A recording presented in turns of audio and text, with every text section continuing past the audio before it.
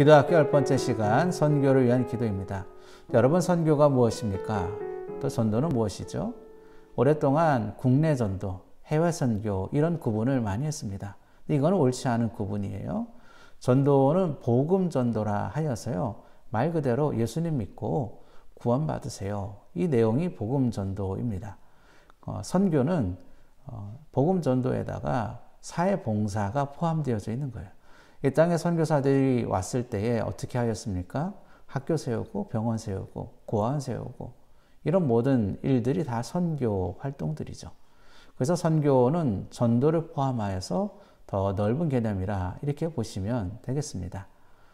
선교란 무엇인가? 도널드 맥가브란이 정의한 선교에 대해서 보도록 하겠습니다. 선교란 예수 그리스도를 알지 못하는 자들뿐만 아니라 예수 그리스도에게 전혀 충성을 바치지 않고 있는 자들에게 문화적 경계선을 넘어 복음을 전하는 것이며, 그들로 하여금 그리스도를 그들 자신의 주와 구주로 영접하도록 하는 사역이고, 선교 현지에 책임 있는 구성원이 되게 하는 사역이다. 그리고 성령의 인도하심을 따라 복음 전도와 정의 실현을 위하여 일하며 하나님의 뜻이 하늘에서 이루어진 것 같이 선교 현장에서도 이루어지도록 협력하는 사역이다. 이것을 조금 더 자세히 들여다보면요, 선교의 대상이 누구입니까? 예수 그리스도를 전혀 알지 못하는 사람들, 비그리스도인이죠. 넌크리스천. 그들뿐만 아니라 어떻게 해요? 예수 그리스도에게 전혀 충성을 바치지 않고 있는 사람들, 명목상 그리스도인이라 이런 말을 쓰죠. 노미널 크리스천. 선교의 대상은 안 믿는 사람뿐만 아니라 교회 다니지만 오늘날처럼 가나안 교인들, 이런 사람들을 다 포함하고 있는 거죠. 예수 그리스도에게 충성을 바치지 않고 있는 사람들까지가 다 선교의 대상입니다. 선교는요, 문화적 경계선을 넘어섭니다. 타문화, 다른 나라로 간다 그랬을 때 언어, 음식, 생활, 이런 모든 것들이 다 다른 거죠. 그리고 또 하나는 문화적 경계선을 넘어갈 때 다음 세대, 우리 자녀 세대들입니다. 자녀 세대들이 우리랑 다르거든요. 오늘날 우리 자녀 세대들을 통칭하는 말 중에 MZ세대라 그러죠. 이 MZ세대가 2019년 기준으로 1,700만 명이에요. 33%. 우리 기성세대가 누린 문화와 다른 문화를 그들이 향유하고 있거든요. 복음이라는 것, 선교라는 것, 그 경계선을 넘어가야 하는 거예요. 우리 예수님이 하늘이라는 경계선을 넘어서 이 땅에 오셨던 것처럼 복음이라는 것, 선교라는 것은 경계선을 넘어서 그들에게 가야 하는 거죠. 유럽은요, 다음 세대에게 복음 전도하지 못했어요. 다 기독교 국가들이었잖아요. 교회 다니라고 얘기할 사람들이 없었어요. 다 다니고 있으니까. 영국이 선교사를 가장 많이 보내던 그때에 인도에서 선교를 30년 하고 돌아오니까 한 세대가 지나간 거죠. 교회 다니는 사람이 안 보이는 거예요. 교회 문을 닫고 다음 세대에게 복음 전환 일을 하지 못했던 거죠. 선교는 복음 전도와 정의 실현을 포함하고 있습니다. 복음 전도, 예수님 믿으라는 거죠. 정의 실현, 이건 사회 봉사인 거죠. 선교는 이 두 가지를 포함하고 있다는 거죠. 선교적 상황을 보겠습니다. 세계 종교 인구 비율을 보면은요, 기독교가 가장 많죠. 그 다음에 이슬람입니다. 나머지는 그냥 보시면 될 것 같은데, 문제는요, 2010년, 2050년 똑같아요. 기독교와 이슬람 1등, 2등 똑같은데 차이가 있습니다. 이슬람 증가율은 7%예요. 23에서 29.7% 올라가죠. 기독교는 31.4% 그대로입니다. 증가율이 0%예요. 가장 무섭게 종교 인구가 늘어나는 데가 어딘가 하면 이슬람이죠. 이슬람은 포교를 목적으로 자녀를 많이 낳거든요. 기독교 국가들은 자녀를 1명, 2명 안 낳는 사람들도 많이 있고 문제가 되는 거죠. 2050년이면 30년이에요. 얼마 안 남았거든요. 이 현상대로 유지가 되어진다 그러면 이슬람이 세계 1위 종교가 되는 것은 시간 문제인 거죠. 그래서 이 퓨 리서치 센터에서 2070년 인구 비율을 보면 이슬람이 기독교를 앞지르는 것으로 예견하고 있습니다. 여기에 나와 있지는 않지만 애드히런츠라는 곳에서 발표한 자료를 보면 북한의 주체 사상을 주체교로 통계로 계수를 해놓는데 그렇게 되면 주체교가 세계에서 10번째 종교가 되어집니다. 선교적 상황을 또 보면은 1040 Windows라는 개념이 있습니다. 이게 뭔가 하면 미국의 선교신학자 로이스 부시가 얘기한 건데요. 유럽, 아시아, 아프리카 지역의 북위 10도에서 40도 사이에 있는 지역을 일컫는 거예요. 전 세계 인구의 3분의 2가 거주해요. 이슬람, 힌두, 불교, 타종교가 여기에 가장 많이 있다는 거죠. 녹색이 이슬람이죠. 아주 광범위하게 퍼져 있어요. 힌두, 인도 중심으로 퍼져 있죠.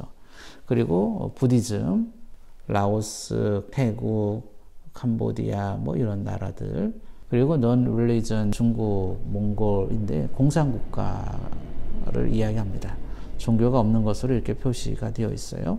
어쨌거나 이 윈도우 1040, 요 40 창문 지역에 복음화율이 가장 저조하다는 거죠. 가장 낮다는 거예요. 세계 미전도 종족의 95%가 이곳에 다 몰려 있습니다. 또 세계의 가난한 사람들 대부분이 여기에 살고 있어요.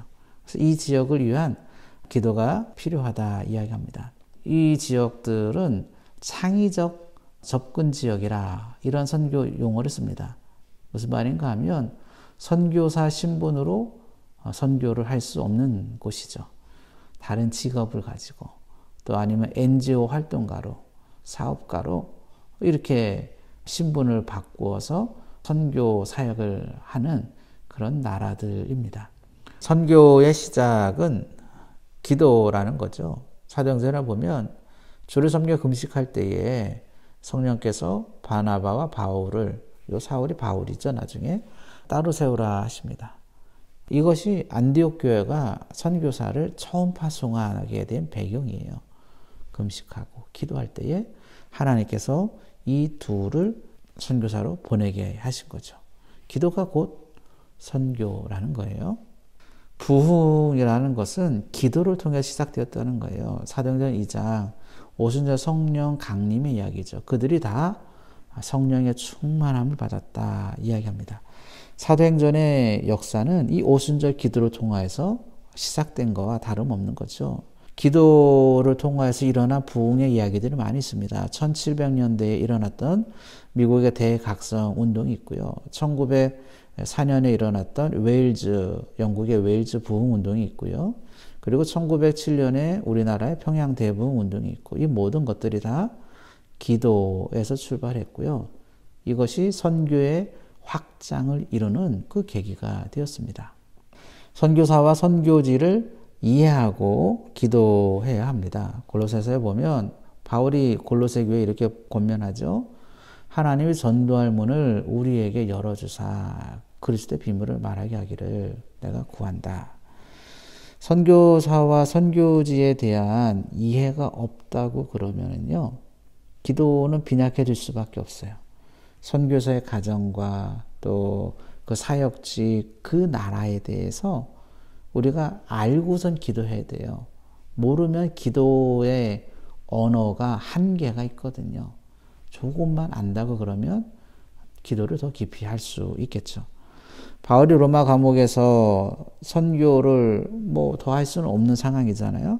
그런데도 바울의 부탁은 뭐냐면 선교의 문이 열려지기를 기도한 거죠. 선교지의 기도 편지는 바울의 기도 요청과 같은 거예요. 바울의 상황을 이해하면서 우리가 말씀을 보듯이 선교 편지를 통해서 현지의 상황을 이해하고 우리가 그렇게 기도해 주어야겠죠.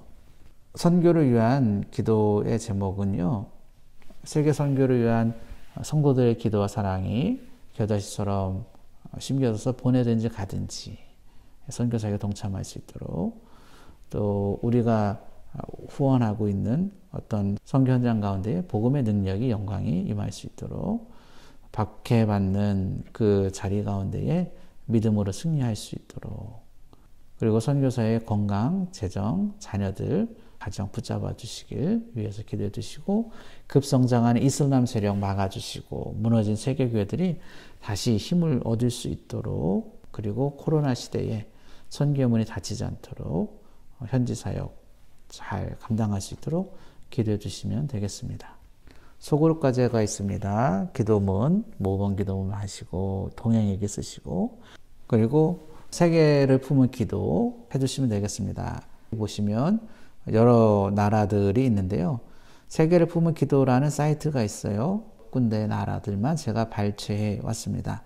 다 하기에는 너무 많고 한 나라 정도만 선정해서 소개되어진 뉴스를 읽으시고 그 나라를 위해서 기도해 주시면 되겠습니다. 그리고 온라인 강의실에 선교를 위한 기도를 올려주시면 되겠습니다. 강의를 마쳤습니다. 선교를 위해서 잠깐 기도를 모두 하겠습니다. 우리 교회가 선교 사명 감당할 수 있도록 기도해 주시고요. 코로나19로 어느 때보다 선교 현장이 어려운데 선교사의 안전과 그리고 사역의 평안함과 확장을 위해서 기도해 주시고, 급성장하는 이슬람의 세력을 막아주실 뿐만 아니라 이 땅에 하나님의 나라가 아름답게 세워져 갈 수 있도록 기도해 주시기 바랍니다. 잠깐 기도를 모으겠습니다.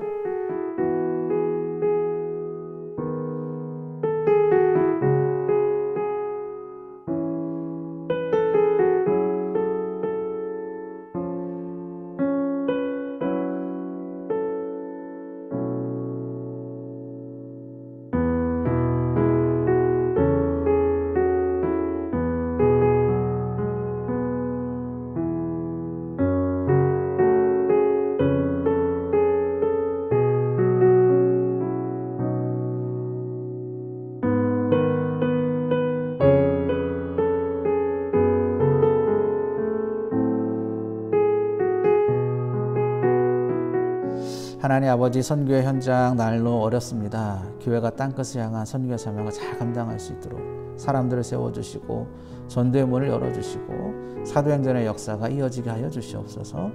급성장하는 이슬람 세력 억제되게 하여 주시고 오직 예수님의 십자가 복음으로 구원과 치유와 화해의 아름다운 역사가 나타나게 하여 주시옵소서. 선교사와 선교지의 안전도 지켜주시고 우리 교회도 선교를 향한 걸음을 걸어갈 수 있도록 길을 열어 주시옵소서. 예수님의 이름으로 기도하옵나이다.